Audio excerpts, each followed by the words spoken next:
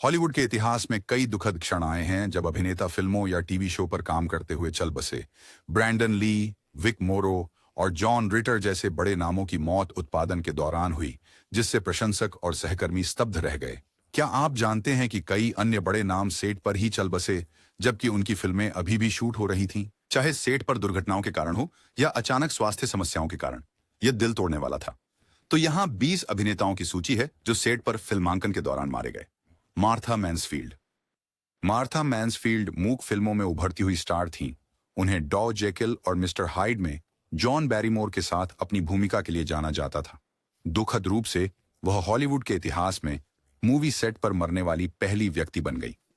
यह घटना 30 नवंबर 1923 को द वॉरेंस ऑफ वर्जीनिया की शूटिंग के दौरान हुई। सेट पर ब्रेक के दौरान मैन्सफील्ड एक सिविल वॉर युग की वेशभूषा पहने हुए अपनी कार में बैठी थी, जो अत्यधिक ज्वलनशील सामग्री से बनी थी। एक लापरवाह दर्शक ने माचिस जलाई, जिससे अनजाने में उसकी पोशाक में आग लग गई। लपटें तेजी से उसे घेरने लगीं, जिससे उसे गंभीर जलन हुई। उसके सह कलाकार विल्फ्रेड लिटेल और अन्य लोग, जिन्होंने कोट और कंबल का उपयोग करके आग बुझाने का प्रयास किया, के प्रयासों के बावजूद मैक्सफील्ड अगले दिन अपनी चोटों के आगे झुक गई। Tyrant power. टायरन पावर 1930 और 1940 के दशकों के हॉलीवुड के सबसे आकर्षक प्रमुख अभिनेताओं में से एक का दुखद अंत हुआ, जबकि वह वही कर रहे थे जो उन्हें सबसे अधिक पसंद था, अभिनय कर रहे थे। 15 नवंबर 1958 को स्पेन में सोलोमन और शिबा की फिल्मिंग के दौरान पावर अपने सह कलाकार जॉर्ज सैंडर्स के साथ एक कठिन द्वंद्व दृश्य कर रहे थे। अत्यधिक क्रिया और शारीरिक श्रम उनके लिए बहुत अधिक साबित हुआ। दृश्य के बीच में ही पावर सेट पर गिर गए, अपने सीने को पकड़ते हुए। उन्हें तुरंत पास के अस्पताल ले जाया गया, लेकिन यह बहुत देर हो चुकी थी। 44 वर्ष की आयु में उनका एक बड़े दिल के दौरे से निधन हो गया। पावर की अचानक मृत्यु ने हॉलीवुड के सबसे चमकते सितारों में से एक को खो दिया। एक रंगमंचीय परिवार में जन्मे पावर ने अपने पिता टायरन पावर सीनियर, जो एक प्रसिद्ध मंच और मूक फिल्म अभिनेता थे, से अभिनय के प्रति प्रेम प्राप्त किया। अपने पिता के पदचिह्नों का अनुसरण करते हुए उन्होंने 1930 के दशक के अंत में स्वैशबकलिंग रोमांचों और रोमांटिक नाटकों में भूमिकाओं के साथ ख्याति प्राप्त की। उनकी उल्लेखनीय फिल्मों में द मार्क ऑफ जोरो, ब्लड एंड सैंड और द रेजर्स एज शामिल हैं, जहां उन्होंने अपनी बहुमुखी प्रतिभा और आकर्षण को प्रदर्शित किया। पावर का करियर द्वितीय विश्व युद्ध के दौरान बाधित हुआ, जब उन्होंने संयुक्त राज्य मरीन में एक पायलट के रूप में सेवा की। युद्ध के बाद वह हॉलीवुड लौट आए, जहां उन्होंने नाटकीय भूमिकाओं के साथ साथ उन एक्शन से भरपूर फिल्मों को संतुलित किया जिनके लिए उन्हें सराहा गया था। अपनी मृत्यु के समय पावर अपने करियर के शीर्ष पर थे और सोलोमन एंड शीबा एक और सफल फिल्म बनने वाली थी। उनकी असामयिक मृत्यु ने हॉलीवुड में एक खालीपन छोड़ दिया और एक बहुमुखी अभिनेता और स्थायी प्रतीक के रूप में उनकी विरासत आज भी मजबूत बनी हुई है। Gareth Jones. 30 नवंबर 1958 को जोन्स अंडरग्राउंड में प्रदर्शन कर रहे थे, जो ब्रिटिश एंथोलॉजी श्रृंखला आर्म चेयर थिएटर में एक नाटक था। कथा लंदन अंडरग्राउंड में फंसे परमाणु तबाही से बचे लोगों पर केंद्रित थी। लाइव प्रसारण के दौरान जोन्स ने एक ऐसे पात्र को चित्रित किया जिसे दिल का दौरा पड़ने से मरना था। एक दिलचस्प मोड़ में सीनों के बीच कैमरे से दूर जोन्स को एक बड़ा दिल का दौरा पड़ा और वे गिर पड़े। उनके सह कलाकार पीटर बॉल्स ने याद किया कि कास्ट ने जोन्स को आते देखा, लेकिन फिर उन्हें गिरते हुए देखा। स्थिति की गंभीरता से अनजान अभिनेताओं ने उनकी अनुपस्थिति को कवर करने के लिए लाइनों का आविष्कार किया। निर्देशक टेड कोचफ और निर्माता सिडनी न्यूमैन ने प्रसारण जारी रखने का निर्णय लिया। उन्होंने कलाकारों को अवायवीय बनाने के लिए निर्देश दिए और अनपेक्षित घटना को समायोजित करने के लिए विज्ञापन के दौरान नाटक को पुनर्गठित किया। अभिनेताओं को जोन्स की मृत्यु के बारे में केवल प्रसारण समाप्त होने के बाद ही सूचित किया गया। बेला लुगोसी। बेला लुगोसी, जो कांट ड्रैकुला के चित्रण के लिए प्रसिद्ध थे, ने अपने करियर के बाद के चरणों में महत्वपूर्ण चुनौतियों का सामना किया। 1950 के मध्य तक वह गिरते स्वास्थ्य और आर्थिक कठिनाइयों से जूझ रहे थे। 1956 में निर्देशक एड वुड, जो लुगोसी के समर्पित प्रशंसक थे, ने अभिनेता के साथ कुछ दृश्यों का फिल्मांकन किया, एक अधूरी परियोजना के लिए जिसका शीर्षक संभवतः द वैम्पायर्स टूम्ब था। इन दृश्यों को बिना समकालिक ध्वनि के शूट किया गया था और निश्चित पटकथा का अभाव था। दुखद रूप से 16 अगस्त 1956 को लुगोसी का दिल के दौरे से निधन हो गया। उनकी उम्र थी 73। अपने आदर्श का सम्मान करने और मौजूदा फुटेज का लाभ उठाने के लिए दृढ़ संकल्पित वुड ने इन मौन दृश्यों को अपनी आगामी film plan 9 from outer space में शामिल किया। लुगोसी की अनुपस्थिति की भरपाई के लिए वुड ने अपनी पत्नी के कायरोप्रैक्टर टॉम मेसन को शामिल किया। स्टैंड इन के रूप में। मेसन लुगोसी से बहुत अलग दिखता था और वह उल्लेखनीय रूप से लंबा था। इस अंतर को छुपाने के लिए मेसन ने अपने चेहरे पर लपेटी हुई एक केप पहनकर प्रदर्शन किया, एक तकनीक जिसकी सूक्ष्मता की कमी के लिए तब से व्यापक आलोचना की गई है। प्लान 9 फ्रॉम आउटर स्पेस 1959 में रिलीज हुई और इसे अक्सर सबसे खराब फिल्मों में से एक माना जाता है। हालांकि इसकी खामियों के बावजूद फिल्म ने लुगोसी की मरणोपरांत उपस्थिति में विशेष रुचि के साथ एक पंथ अनुयायी बना लिया है। उसके फुटेज का समावेश हॉरर शैली में उसकी स्थायी विरासत की एक मार्मिक यादगार के रूप में कार्य करता है। एरिक फ्लेमिंग 1950 और 60 के दशक के पश्चिमी फिल्मों में एक प्रसिद्ध व्यक्ति ने लोकप्रिय टेलीविजन श्रृंखला रॉहेड में सख्त ट्रेल बॉस गिल फेवर के रूप में अपनी विरासत बनाई। उनकी प्रभावशाली उपस्थिति और मजबूत प्रदर्शन ने उन्हें एक प्रसिद्ध व्यक्ति बना दिया और उन्होंने फीचर फिल्मों में भी काम करना शुरू किया, जिससे उनका करियर और विस्तृत हुआ। हालांकि एक फिल्म के निर्माण के दौरान उनकी जिंदगी दुखद रूप से समाप्त हो गई। 1966 में फ्लेमिंग एंडीज पहाड़ों में लीमा, पेरू के पास साहसिक फिल्म हाई जंगल की शूटिंग कर रहे थे। इस प्रोडक्शन के लिए उन्हें खतरनाक हुआललागा नदी में एक दृश्य करना था। जब वह अपने सह अभिनेता निको मेनार्डोस के साथ एक डोंगी में नदी को पार कर रहे थे, तब हादसा हुआ। डोंगी में पानी भरने लगा और अंततः वह डूब गई। मेनार्डोस खतरे से बचने में सफल रहे, लेकिन फ्लेमिंग, जो एक अनुभवी तैराक और स्कूबा डाइवर थे, नदी की तेज धाराओं के सामने असमर्थ हो गए। दुखद रूप से उनकी 41 वर्ष की आयु में डूबने से मृत्यु हो गई। व्यापक खोज के बावजूद उनका शरीर कभी नहीं मिला। फ्लेमिंग की मृत्यु ने प्रशंसकों और मनोरंजन उद्योग दोनों को चौंका दिया, क्योंकि वह अपने करियर के चरम पर थे। उनके निधन ने इस बात को उजागर किया कि अभिनेता जब दुर्गम और अप्रत्याशित वातावरण में स्थान पर शूटिंग कर रहे होते हैं, तो वे अक्सर खतरों का सामना करते हैं। वेस्टर्न शैली में फ्लेमिंग का योगदान आज भी सराहा जाता है और उनकी दुखद मृत्यु पर्दे पर जादू बिखेरने के दौरान होने वाले जोखिमों की एक गंभीर याद दिलाती है। विक मोरो की ट्वाइलाइट जॉन फिल्म के सेट पर मौत हॉलीवुड के इतिहास की सबसे भयानक त्रासदियों में से एक बनी हुई है। 23 जुलाई 1982 को मोरो जॉन लैंडिस द्वारा निर्देशित एंथोलॉजी फिल्म के एक खंड की शूटिंग कर रहे थे। इस दृश्य में मोरो के किरदार एक नस्लवादी व्यक्ति को युद्ध क्षेत्र से 2 वियतनामी बच्चों को बचाने का काम सौंपा गया था। अनुक्रम में एक हेलीकॉप्टर को उनके ऊपर उड़ते हुए दिखाना शामिल था, जबकि उनके चारों ओर युद्ध की अफरा तफरी का अनुकरण करने के लिए विस्फोट किए गए थे। फिल्मांकन के दौरान एक गलत आकलित किया गया पटाखा विस्फोट हेलीकॉप्टर के रोटर को नुकसान पहुंचा, जिससे वह नीचे अभिनेताओं पर दुर्घटनाग्रस्त हो गया। विक मोरो और दोनों बाल कलाकार माइका दिनले और रेनी शिनियाचेन की टकराव में दुखद मृत्यु हो गई। इस हादसे से व्यापक आक्रोश और कानूनी परिणाम उत्पन्न हुए। जांच में पता चला कि बच्चों को बिना उचित परमिट के अवैध रूप से काम पर रखा गया था, जिससे बाल श्रम कानूनों का उल्लंघन हुआ। इसके अतिरिक्त रात में सेट पर उनकी मौजूदगी ने सुरक्षा नियमों का और उल्लंघन किया। इस मामले से एक चर्चित मुकदमा हुआ, जिसमें निर्देशक जॉन लैंडिस और कई दल के सदस्यों पर अनैच्छिक हत्या के आरोप लगे। हालांकि उन्हें अंततः बरी कर दिया गया था। इस घटना ने हॉलीवुड के सुरक्षा मानकों और स्टंट और विशेष प्रभावों के नियमों में महत्वपूर्ण बदलाव लाए। मोरो, जो कि कॉम्बैट और ब्लैकबोर्ड जंगल में अपनी भूमिकाओं के लिए सबसे ज्यादा जाने जाते थे, अपनी मृत्यु के समय 53 वर्ष के थे। उनकी मृत्यु, साथ ही 2 छोटे बच्चों की मृत्यु ने फिल्म उद्योग पर गहरा प्रभाव डाला, जो सेट पर कठोर सुरक्षा उपायों के महत्वपूर्ण महत्व को उजागर करता है। एडोल्फ सीजर एक ऑस्कर नामांकित अभिनेता जिनका फिल्म और थिएटर में एक प्रतिष्ठित करियर था, 6 मार्च 1986 को 52 वर्ष की आयु में दुखद निधन हो गया। सीजर, जो ए सोल्जर स्टोरी और द कलर पर्पल में अपनी प्रभावशाली प्रस्तुतियों के लिए सबसे अधिक जाने जाते हैं, हॉलीवुड के दिग्गज किर्क डगलस और बर्ट लैंकेस्टर के साथ टफ गाइज की शूटिंग कर रहे थे जब त्रासदी घटित हुई। कैलिफोर्निया में सेट पर सीजर को एक बड़ा दिल का दौरा पड़ा। उन्हें जल्दी से county university of southern California medical Center ले जाया गया, लेकिन चिकित्सा पेशेवरों के प्रयासों के बावजूद आपातकालीन कक्ष में उन्हें मृत घोषित कर दिया गया। उनके अचानक निधन ने उद्योग को चौंका दिया, उनकी असाधारण करियर को उसके शिखर पर ही समाप्त कर दिया। सीजर का कला क्षेत्रों में योगदान फिल्म के अलावा भी था। न्यूयॉर्क के निवासी वे एक प्रसिद्ध थिएटर अभिनेता थे। विशेष रूप से अगस्त विल्सन के नाटकों के मंचन के लिए जाने जाते थे। एक सोल्जर स्टोरी में उनका सार्जेंट वॉटर्स का किरदार परिवर्तनकारी था, जिससे उन्हें 1985 में सहायक अभिनेता के लिए अकादमी पुरस्कार नामांकन मिला। अपनी अप्रत्याशित प्रसिद्धि पर विचार करते हुए सीजर ने एक बार कहा था, यह एक अद्भुत रसायन है जो आपके करियर में 5 बार होता है। यदि आप भाग्यशाली हैं तो आप और भाग और नाटक काम करते हैं। सीजर की मृत्यु ने एक अत्यंत प्रतिभाशाली और बहुमुखी कलाकार की कमी को रेखांकित किया, जिनकी कला ने मंच और स्क्रीन पर ध्वनि पैदा की। उनकी विरासत उनके अविस्मरणीय प्रदर्शनों और दोनों माध्यमों पर उनके प्रभाव के माध्यम से जीवित है। John Eric Hexham. John Eric Hexham एक प्रतिभाशाली अभिनेता और मॉडल ने 18 अक्टूबर 1984 को टेलीविजन श्रृंखला कवर अप के सेट पर एक प्रॉप गन से जुड़े एक घातक दुर्घटना के कारण अपनी जान गंवा दी।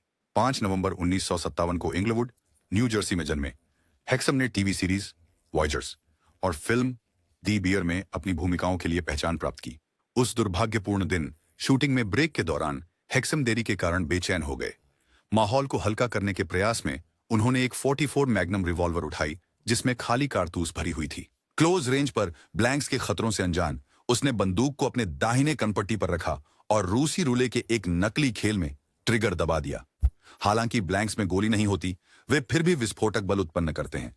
गोली चलने से एक शक्तिशाली धमाका हुआ, जिसने हेक्सम की खोपड़ी को झटकाया और हड्डी के टुकड़ों को उसके मस्तिष्क में धकेल दिया, जिससे गंभीर रक्तस्राव हुआ। उसे तुरंत बेवर्ली हिल्स मेडिकल सेंटर ले जाया गया, जहां उसका 5 घंटे का ऑपरेशन किया गया। चिकित्सा प्रयासों के बावजूद हेक्सम को 6 दिन बाद मस्तिष्क मृत घोषित कर दिया गया। उदारता के अंतिम कार्य में हेक्सम के अंगों को दान कर दिया गया, जिससे कई लाभार्थियों को फायदा हुआ। उनका दिल एक 36 साल के आदमी में प्रत्यारोपित किया गया, उनके गुर्दे एक युवा लड़के और एक मध्यम आयु की महिला को दिए गए, और उनकी कॉर्निया और त्वचा ऊतक ने अन्य मरीजों की सहायता की। हेक्सम की 26 वर्ष की उम्र में असामयिक मृत्यु ने फिल्म और टेलीविजन सेट्स पर सख्त सुरक्षा प्रोटोकॉल की महत्वपूर्ण आवश्यकता को उजागर किया, विशेष रूप से आग्नेयास्त्रों के संचालन के संबंध में, भले ही वे ब्लैंक से लोड किए गए हों। टॉमी कूपर प्रसिद्ध वेल्श कॉमेडियन और जादूगर, हास्य और जादू के एक अद्वितीय मिश्रण में स्लैपस्टिक हास्य के उस्ताद थे, जो उन्हें ब्रिटिश मनोरंजन में एक स्थायी व्यक्तित्व बनाता था। अपने लंबे कद, फेज टोपी और जानबूझकर असफल जादू के करतबों की अपनी विशेष शैली के लिए जाने जाते थे। कूपर 1950 और 60 के दशकों में एक प्रसिद्ध नाम बन गए। विश्व भर में अनेक टेलीविजन शो और मंचों पर दिखाई दिए। दुर्भाग्यवश उनका जीवन 15 अप्रैल 1984 को एक लाइव टेलीविजन प्रसारण के दौरान चौंकाने वाले तरीके से समाप्त हो गया। Cooper live from her Majesty's, एक लोकप्रिय विविधता शो पर प्रदर्शन कर रहे थे जब वह मंच पर अपने कार्य के बीच में गिर गए। शुरुआत में दर्शक और टीम ने उनके गिरने को उनकी दिनचर्या का हिस्सा समझा, क्योंकि उनकी हास्य शैली अक्सर शारीरिक कॉमेडी शामिल करती थी। हालांकि जब वह उठने में असफल रहे तो हकीकत जल्दी स्पष्ट हो गई। मंच के पीछे तुरंत सहायता करने के प्रयासों के बावजूद कूपर को घातक दिल का दौरा पड़ा और उनकी मृत्यु हो गई। उनकी मृत्यु लाखों दर्शकों द्वारा लाइव प्रसारण देखने के दौरान हुई, जो टेलीविजन इतिहास में एक गंभीर क्षण बन गया। टॉमी कूपर का असमय निधन लाइव प्रदर्शनों की अप्रत्याशित प्रकृति को दर्शाता है। हालांकि एक हास्यप्रद प्रतिभा के रूप में उनकी विरासत बनी हुई है और उनके प्रभाव को बाद की पीढ़ियों के कॉमेडियनों में देखा जा सकता है। आज भी उन्हें उनकी अद्वितीय आकर्षण और बुद्धिमत्ता से दर्शकों को हंसाने की अविस्मरणीय क्षमता के लिए याद किया जाता है। रॉय किनियर एक प्रिय चरित्र अभिनेता थे, जिनकी उपस्थिति ने फिल्मों, टेलीविजन और मंच पर सैकड़ों परियोजनाओं की शोभा बढ़ाई। अपनी उत्कृष्ट हास्यपूर्ण अंदाज और आम आदमी के जादू के लिए जाने जाते थे। उन्होंने अक्सर छोटे भूमिकाओं में भी दृश्य चुरा लिए। 8 जनवरी 1934 को विघ्न, लंकाशायर में जन्मे किनियर ने द 3 मस्केटियर्स और उसके सीक्वल दी 4 मस्केटियर्स जैसी प्रस्तुतियों में पहचान प्राप्त की, जहां उन्होंने वफादार पात्र को चित्रित किया। प्लांचेट। अपनी अपार प्रतिभा के बावजूद किनियर को शायद ही कभी मुख्य भूमिकाएं मिली, बल्कि वे एक विश्वसनीय और पहचानने योग्य सहायक अभिनेता बन गए।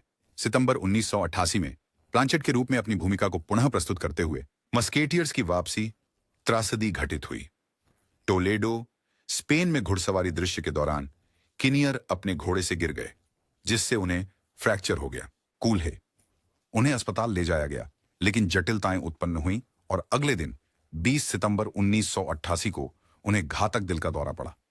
वह 54 वर्ष के थे।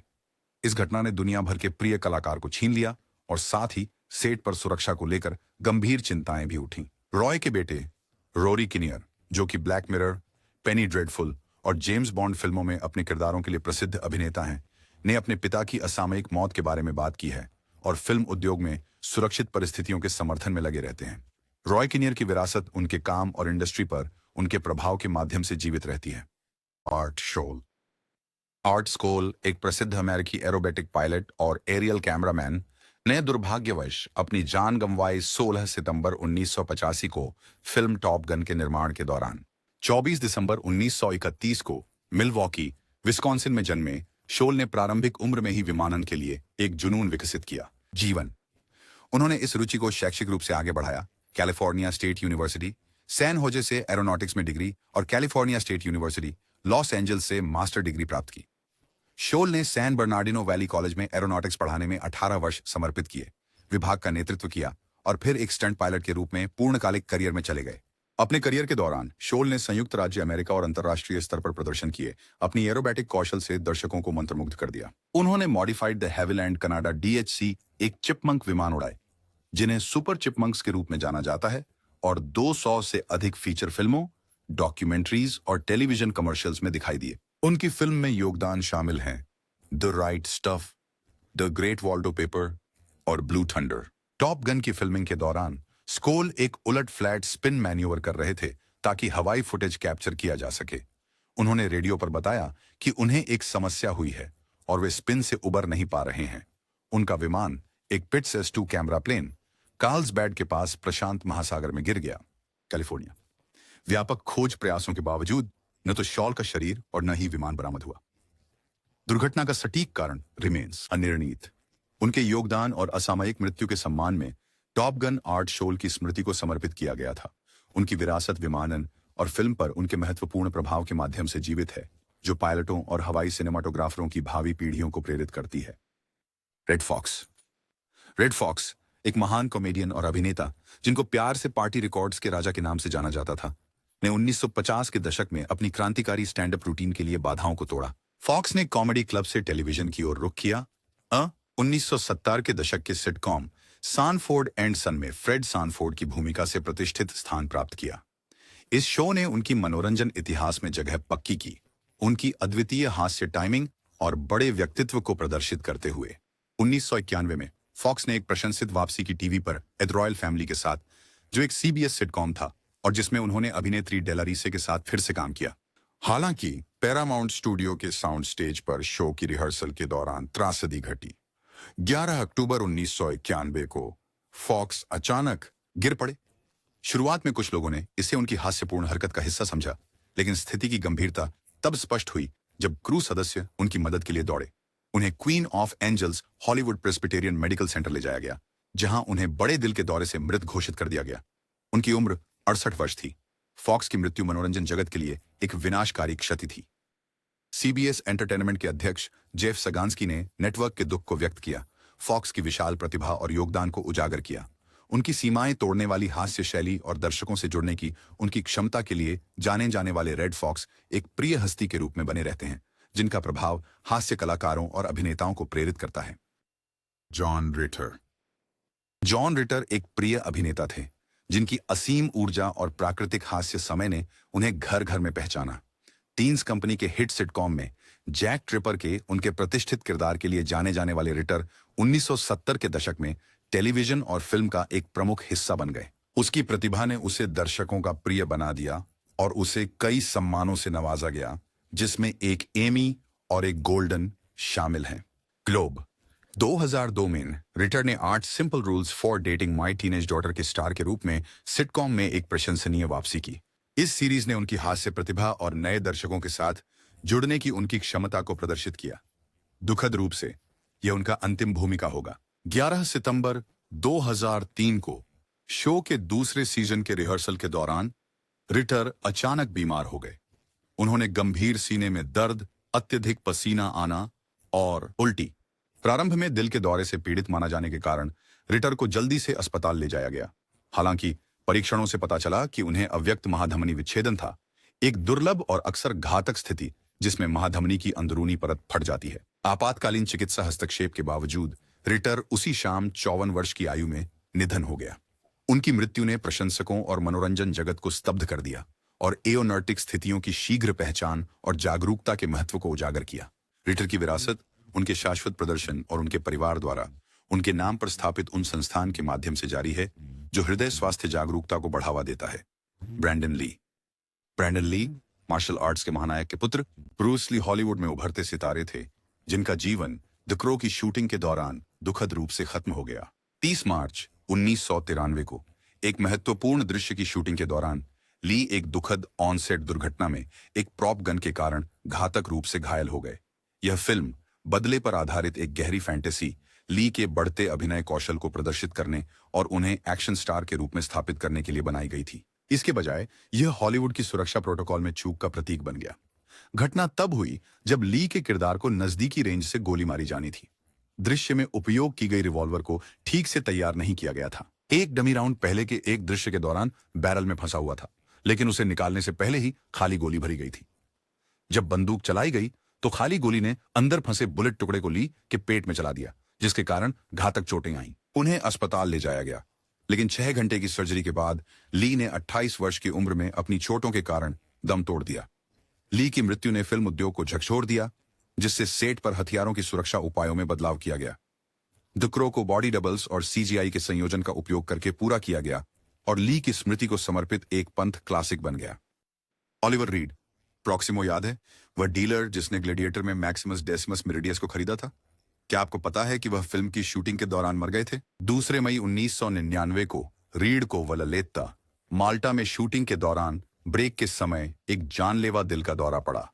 उस समय वह फिल्म में प्रॉक्सिमो का किरदार निभा रहे थे, जो हॉलीवुड की मुख्यधारा से दूरी बनाए रखने के बाद उनकी प्रमुखता में वापसी थी। रीड अपने जंगली जीवन शैली और भारी शराब पीने की आदत के लिए कुख्यात ने दिन एक स्थानीय पब में बिताया, जहां रिपोर्टों के अनुसार उन्होंने नाविकों के एक समूह को शराब पीने की चुनौती दी। प्रतियोगिता। लेखक डेविड फ्रेंजोनी ने बताया कि रीड ने असाधारण मात्रा में शराब का सेवन किया, जिसमें बियर के पिंट्स, रम के शॉट्स और व्हिस्की शामिल थे। उत्सव के दौरान वह गिर पड़े और उन्हें बचाने के प्रयासों के बावजूद अस्पताल ले जाते समय उन्हें मृत घोषित कर दिया गया। वह 61 वर्ष के थे। उनकी अचानक मृत्यु ने उत्पादन के लिए महत्वपूर्ण चुनौतियां उत्पन्न की। ग्लैडिएटर। कुछ दृश्य अधूरे होने के कारण फिल्म निर्माताओं ने कंप्यूटर जनित छवि और एक बॉडी डबल का उपयोग करके रीड के पात्र को पुनः निर्मित किया, जिससे उनकी महत्वपूर्ण भूमिका बनी रही। उनके प्रदर्शन को ग्लैडिएटर में आलोचनात्मक सराहना मिली और इस फिल्म ने सर्वश्रेष्ठ चित्र का एकेडमी पुरस्कार जीता। ऑलिवर रीड की असमय मृत्यु ने एक अभिनेता और एक ऐसे व्यक्ति के रूप में उनकी विशाल छवि को उजागर किया जो निर्भीकता से जीवन जीते थे। फिल्म ग्लैडिएटर में उनका काम उनकी अद्भुत प्रतिभा का प्रमाण है और उनके शानदार करियर को एक उपयुक्त विदाई देता है। जॉन कैंडी 1980 और 90 के दशक के सबसे प्यारे कॉमेडी अभिनेताओं में से एक, अपनी गर्मजोशी और बड़े व्यक्तित्व के लिए जाने जाते थे, जो स्क्रीन पर और उसके बाहर भी दिखता था। SCTV के एक महत्वपूर्ण सदस्य और प्लेन्स, ट्रेन्स और ऑटोमोबाइल्स, अंकल बक और कूल रनिंग्स जैसी फिल्मों में उनकी प्रमुख भूमिका थी। कैंडी का करियर महत्वपूर्ण और व्यावसायिक सफलताओं की एक श्रृंखला से चिन्हित था, जिसने उन्हें हॉलीवुड का पसंदीदा बना दिया। अपने अपार प्रतिभा और मिलनसार स्वभाव के बावजूद कैंडी ने अपने जीवन में महत्वपूर्ण स्वास्थ्य चुनौतियों का सामना किया। उनका वजन, धूम्रपान, नशीली दवाओं का उपयोग और अधिक शराब पीने का इतिहास उनकी सेहत पर भारी पड़ा। दुखद, उनका career western comedy wagons east के निर्माण के दौरान समाप्त हो गया, जो उनकी अंतिम फिल्म बनी। 4 मार्च 1994 को, जब वह डुरांगो, मेक्सिको में स्थान पर शूटिंग कर रहे थे, कैंडी ने दिन के लिए अपने दृश्य पूरे किए और अपने ट्रेलर में आराम करने चले गए। उस शाम उन्होंने अपने बच्चों को फोन किया, प्यार से बात की और फिर सोने चले गए। रात में उन्हें नींद में एक घातक दिल का दौरा पड़ा। वह केवल 43 वर्ष के थे। कैंडी का निधन हॉलीवुड और दुनिया भर में प्रशंसकों को शोकाकुल कर गया, जिन्होंने एक कॉमेडी दिग्गज को खो दिया था। भले ही वैगन्स ईस्ट की आलोचना हुई, लेकिन उनकी स्थायी विरासत उनके द्वारा दर्शकों को दी गई खुशी और हंसी से परिभाषित होती है, जो उन्हें सिनेमा इतिहास के महानतम में से एक के रूप में स्थापित करती है। हीथ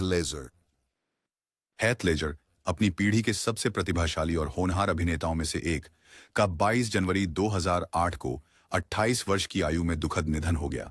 हालांकि वह सेट पर नहीं थे, उनकी मृत्यु की घटना के दौरान फिल्म की शूटिंग चल रही थी। द इमेजिनेरियम ऑफ डॉक्टर पारनासस, एक कल्पनात्मक फिल्म जो टेरी गिलियम द्वारा निर्देशित थी। लेजर के अचानक निधन ने दुनिया को स्तब्ध कर दिया और प्रोडक्शन पर एक छाया डाल दी। लेजर अपने न्यूयॉर्क सिटी अपार्टमेंट में अनुत्तरदायी पाए गए, जिसका कारण पेन किलर्स, एंटी एंजाइटी दवाएं और नींद की गोलियों सहित प्रिस्क्रिप्शन दवाइयों की आकस्मिक ओवरडोज थी। उस समय वह अपने करियर, पितृत्व और दी डार्क नाइट में जोकर की गहन भूमिका के शारीरिक और भावनात्मक दबाव को संतुलित कर रहे थे। उनकी मृत्यु, अपने शिल्प के प्रति उनकी लगन ने उन्हें प्रशंसा दिलाई थी, लेकिन साथ ही उन्हें थका दिया, जिससे कुछ लोगों का मानना है कि उनके दुखद अंत में योगदान हुआ। उनकी मृत्यु के बाद द इमेजिनेरियम ऑफ डॉक्टर पार्नेसिस का निर्माण अनिश्चितता का सामना करने लगा। लेजर को सम्मानित करने और फिल्म को पूरा करने के लिए गिलियम ने कहानी को फिर से रिचार्ज किया। जॉनी डेप, जूड लॉ और कॉलिन फैरेल जैसे अभिनेताओं को लेजर के पात्र के विभिन्न पहलुओं को स्वप्निल दृश्यों में निभाने के लिए शामिल किया। फिल्म को लेजर की याद में श्रद्धांजलि देने की अनुमति दी गई और उनके मौलिक कार्य को संरक्षित किया गया। लेजर की मृत्यु ने एक अद्वितीय अभिनेता के नुकसान का संकेत दिया, जिनका प्रदर्शन ब्रोकबैक माउंटेन, द डार्क नाइट और 10 things I hate about you जैसी फिल्मों में प्रतिष्ठित बना रहा। द डार्क नाइट के लिए मरणोपरांत अकादमी पुरस्कार जीतने से उनका नाम उनके समय के सबसे प्रतिभाशाली कलाकारों में स्थायी हो गया। रे लियोटा गुडफेलाज में हेनरी हिल के रूप में अपने प्रतिष्ठित प्रदर्शन और कई अन्य यादगार भूमिकाओं के लिए सराहे गए। रे लियोटा एक बहुप्रसिद्ध अभिनेता थे जो अपने करियर के दौरान लगातार सक्रिय रहे। अपनी गहन ऑन स्क्रीन उपस्थिति के लिए जाने जाने वाले लियोटा की एक प्रभावशाली फिल्मोग्राफी थी, जिसमें अपराध ड्रामा, थ्रिलर और कॉमेडी शामिल थी। मई 2022 में वह डेंजरस वाटर, एक एक्शन थ्रिलर जो डोमिनिकन रिपब्लिक में स्थान पर शूट की जा रही थी, का फिल्मांकन कर रहे थे जब त्रासदी हुई। लियोटा, जो कि एक कैरेक्टर कैप्टन के रूप में अभिनय कर रहे थे, ने दिन की शूटिंग पूरी कर ली थी और अपने होटल के कमरे में लौट आए थे। उनकी मृत्यु नींद में हो गई थी और बाद में ऑटोप्सी ने मृत्यु के कारणों को श्वसन विफलता, फुफ्फुसीय एडिमा, फेफड़ों में तरल और हृदय विफलता के रूप में पुष्टि की। वह 67 वर्ष के थे। उनके अचानक निधन ने प्रशंसकों और सहकर्मियों को स्तब्ध कर दिया, क्योंकि लियोटा ने अपनी मृत्यु से पहले किसी गंभीर बीमारी के कोई सार्वजनिक संकेत नहीं दिखाए थे। उनकी असामयिक मृत्यु के बावजूद डेंजरस वाटर्स फिल्म में लियोटा ने महत्वपूर्ण भूमिका निभाई थी। उनकी मृत्यु के समय लियोटा की 2 अतिरिक्त फिल्में भी पोस्ट प्रोडक्शन में थीं, जिससे यह सुनिश्चित हुआ कि उनका टैलेंट उनकी विदाई के बाद भी पर्दे पर दिखाई देगा। लियोटा के करियर को बहुमुखी प्रतिभा और समर्पण द्वारा चिन्हित किया गया था, जिसमें तीव्र से हास्यपूर्ण भूमिकाएं शामिल थीं। उनकी अप्रत्याशित मृत्यु ने एक महान फिल्मी सितारे की कमी छोड़ दी, उनकी शक्तिशाली प्रस्तुतियों की विरासत को छोड़कर, जो आने वाली पीढ़ियों को प्रेरित और मनोरंजन करती रहेंगी। फिलिप सीमोर हॉफमैन अपनी पीढ़ी के सबसे असाधारण अभिनेताओं में से एक माने जाने वाले फिलिप सीमोर ने कैपोटे, द मास्टर और डाउट जैसी फिल्मों में अपनी गहरी प्रस्तुतियों के साथ सिनेमा पर स्थायी छाप छोड़ी। जटिल और गहन मानव पात्रों को जीवंत करने की अपनी क्षमता के लिए प्रसिद्ध हॉफमैन का करियर स्वतंत्र फिल्मों, ब्लॉकबस्टर और थिएटर तक फैला, जहां उनके विशाल प्रतिभा का समान रूप से सराहा गया। अपनी अकाल मृत्यु के समय हॉफमैन द हंगर गेम्स श्रृंखला में प्लूटार्क हेवेंसबी की भूमिका निभाते हुए मुख्यधारा की ब्लॉकबस्टर परियोजनाओं में कदम रख रहे थे। उन्होंने डिस्टोपियन सागा के 2 भागीय समापन मॉकिंगजे के दोनों भागों के लिए अपने अधिकांश दृश्य पूरे कर लिए थे। हालांकि मॉकिंगजे पार्ट 2 की शूटिंग में बस 1 सप्ताह बाकी था, तब एक त्रासदी घटित हो गई। 2 फरवरी 2014 को हॉफमैन मैनहट्टन के अपने अपार्टमेंट में मृत पाए गए थे। उनकी उम्र 46 वर्ष थी। आधिकारिक मौत का कारण तीव्र मिश्रित दवा विषाक्तता था, जिसमें उनके सिस्टम में हेरोइन, कोकीन, बेंजोडाइजेपिन और एम्फेटामाइंस पाए गए थे। उनकी मृत्यु ने फिल्म उद्योग और प्रशंसकों को चौंका दिया, क्योंकि हॉफमैन ने अतीत में अपनी लत के संघर्षों के बारे में स्पष्टता दिखाई थी, लेकिन कई लोगों का मानना था कि वह ठीक होने के रास्ते पर थे। फिल्म निर्माताओं ने मॉकिंगजे पार्ट 2 में शेष दृश्यों को हॉफमैन की अनुपस्थिति को ध्यान में रखते हुए अनुकूलित किया, यह सुनिश्चित करते हुए कि उनकी भूमिका कहानी के लिए महत्वपूर्ण बनी रही। उनके निधन ने न केवल नशे की विनाशकारी प्रभाव को उजागर किया, बल्कि अपने समय के सबसे प्रतिभाशाली अभिनेताओं में से एक की ऐसी क्षति को भी चिह्नित किया, जिनकी विरासत विश्व भर में दर्शकों को प्रेरित और मोहित करती रहती है। उनका वीडियो देखते समय आपको समझ में आ सकता है कि फिल्म बनाना आसान नहीं है और मौत हर जगह आपका पीछा कर रही है। आपको जाना होगा जब आपको जाना होगा, चाहे आप कहीं भी हों और कुछ भी कर रहे हों। इसलिए हम आपको सलाह देते हैं कि प्रार्थना करते रहें और अच्छे कर्म करते रहें, क्योंकि हमें नहीं पता कि हम इस दुनिया को कब छोड़ देंगे।